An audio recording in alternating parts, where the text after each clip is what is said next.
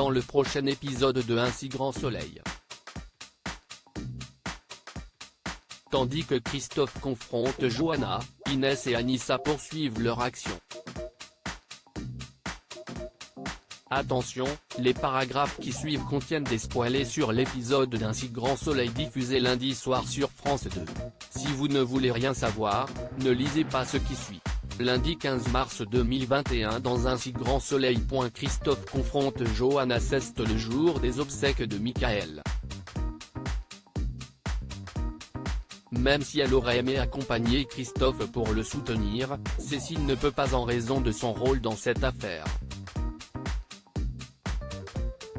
Pendant ce temps, Johanna souhaite assister aux funérailles de son ami.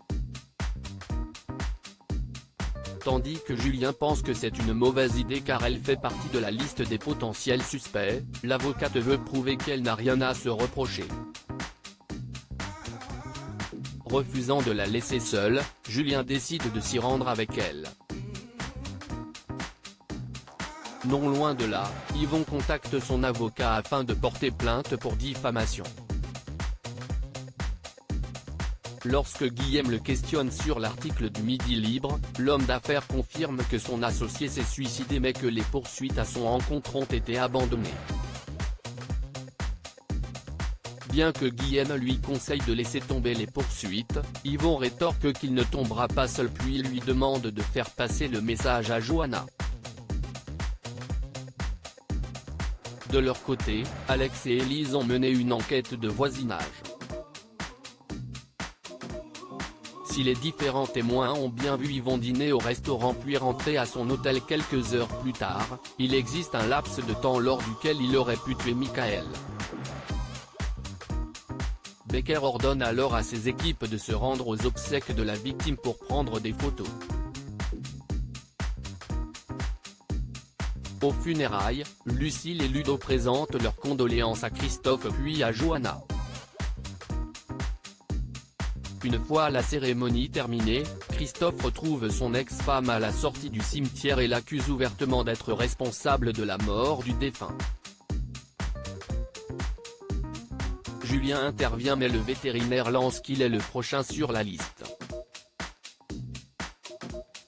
Inès et Anissa poursuivent leur action au sauvage. Inès et Anissa travaillent sur des flyers percutant sur le consentement qu'elles comptent distribuer dans l'enceinte du lycée. En parallèle, Jules demande à Enzo d'arrêter d'harceler sa copine et de la laisser tranquille. Par la suite, ce dernier file au gymnase où il se confie à Étienne. Ce dernier tient alors un discours plutôt négatif envers la reine-té féminine et se dit convaincu que la parole des hommes n'a plus aucune valeur depuis que les femmes ont pris le pouvoir.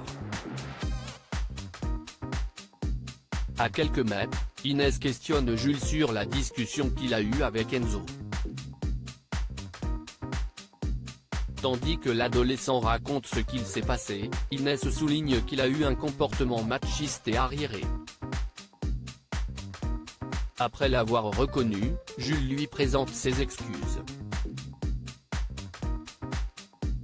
Plus tard, Inès et Anissa distribuent les tracts à leurs camarades. S'ils font sensation auprès des élèves, les avis divergent toujours autant dans la salle des professeurs.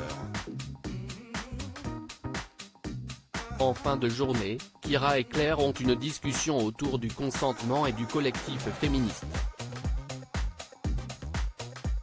Enzo, qui en a assez d'entendre parler de féminisme, pense que les femmes exagèrent puis s'enferme dans sa chambre.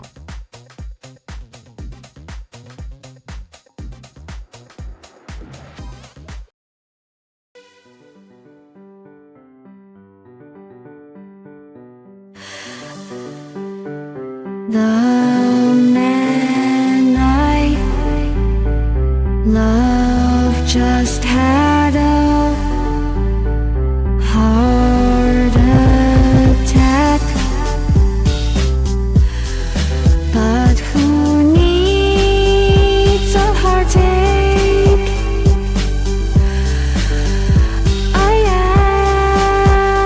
am a man, she is a woman.